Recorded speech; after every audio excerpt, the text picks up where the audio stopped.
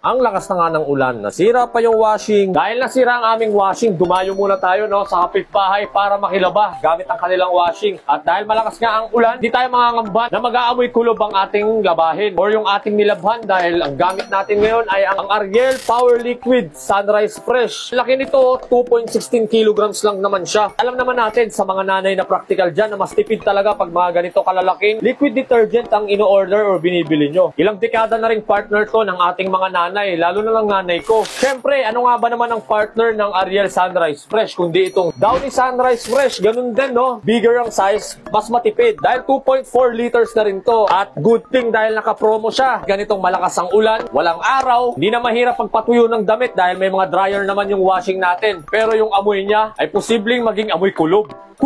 Pero sa tulong nga ng Downy, nasubok na ng ilang dekada ng ating mga nanay. Hindi lang siya mabango, amoy malinis din. Mga mamis, mga mamsis, kung gusto mo rin ng ganitong Downy Sunrise Fresh, Ariel Power Liquid Sunrise Fresh, andyan lang siya sa basket. At legit na PNG ang distributor niya kahit i-check mo pa. Hanggang sa mga susunod na video ulit, paalam!